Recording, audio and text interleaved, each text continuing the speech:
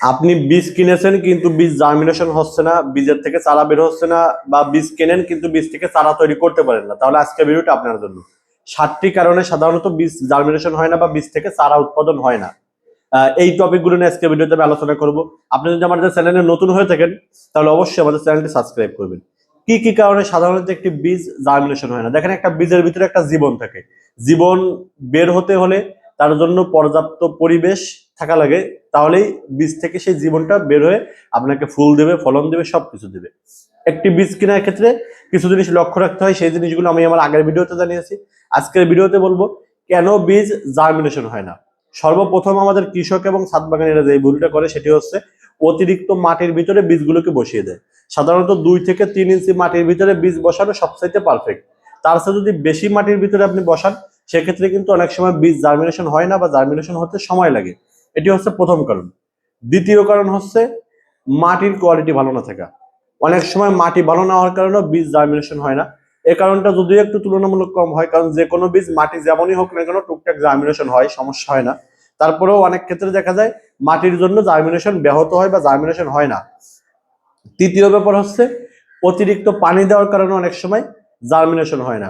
অনেকেই আছেন অধৈর্য হয়ে যান, বীজ রোপণ করেই একদম প্লাবন সেচ দেন, জমি তলায় দেন পানি দিয়ে, অথবা ছাদে টবে লাগাইছেন, টবে ফুল পানি দিয়ে ভরে ফেলেন, নানান ধরনের সমস্যা ফেস করেন। এই কারণে কিন্তু অনেক সময় দেখা যায় বীজ পচে যায়, গলে যায়, ভিতরে জার্মিনেশন হয় না। বা বীজের উপরে খোসা ঠিক থাকে কিন্তু ভিতরে বীজটা যে জীবনটা থাকে ওটা কিন্তু পচে যায়, যার কারণে কিন্তু জার্মিনেশন হয় না। চতুর্থ যে ব্যাপারটা সেটি হচ্ছে বীজের কোয়ালিটি ভালো না। মানহীন, পুরাতন, লো কোয়ালিটির বীজ যদি আপনি কেনেন সেক্ষেত্রে কিন্তু জার্মিনেশন ফেল করার সম্ভাবনা প্রকটভাবে থাকে। অনেক সময় দেখা যায় এই কারণেও বীজ জার্মিনেশন হয় না, এবং বেশিরভাগ ক্ষেত্রেই এই জিনিসটা হয়, এই কারণে বীজ থেকে চারা উৎপাদন হয় না। এরপরে আসি অতিরিক্ত শুষ্কতার কারণে অনেক সময় বীজ থেকে চারা উৎপাদন হয় না।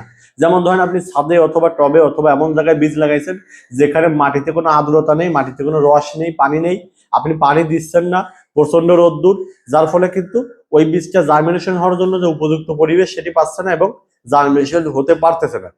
আরেকটা জিনিস হচ্ছে বীজের মেয়াদ না থাকা। মেয়াদহীন মেয়াদহীন বীজ কিন্তু জার্মিনেশন হয় না।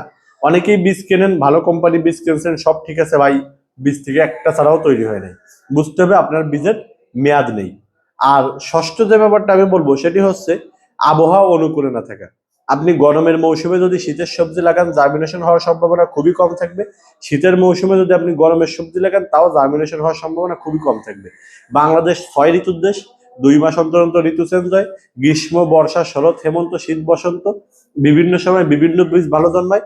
আপনি শীতের বীজ গরমে লাগালে হবে না, গরমের বীজ বর্ষায় লাগালে হবে না, বর্ষার বীজ শীতে লাগালে হবে না। এই জিনিসগুলো অবশ্যই আপনি যদি খেয়াল করে লাগাতে পারেন তাহলে আমি বলবো আপনার বীজ থেকে চারা তৈরির সম্ভাবনা বেশি থাকবে। এবং এই কমন কারণগুলোর কারণেই কৃষকরা প্রতারিত হয়। কৃষকরা কষ্ট করে পরিশ্রম করে বীজ বপন করে কিন্তু বীজ থেকে চারা উৎপাদন হয় না এই সমস্যাগুলোর কারণে। আপনি যদি একজন কৃষক হয়ে থাকেন তাহলে আমি আপনাকে বলবো, অথবা আপনি একজন ছাদ বাগানি হয়ে থাকেন আমি আপনাকে বলবো এই জিনিসগুলো খেয়াল করে বীজ বপন করতে এবং কোয়ালিটি ফুল ব্র্যান্ড কোনো কোম্পানির বীজ ক্রয় করতে। দাম সামান্য 2-4 টাকা বেশি যাক কিন্তু বীজটা কোয়ালিটি ফুল হোক, তাহলে আপনার এই সমস্যাগুলো থাকবে না ইনশাল্লাহ। সম্মানিত দর্শক, আপনি আমাদের ইউটিউব চ্যানেলে নতুন হয়ে থাকলে আমাদের চ্যানেলটি সাবস্ক্রাইব করে পাশে থাকবেন। সবাই কৃষি, কৃষক এবং দেশের সঙ্গে থাকবেন। আসসালামু আলাইকুম।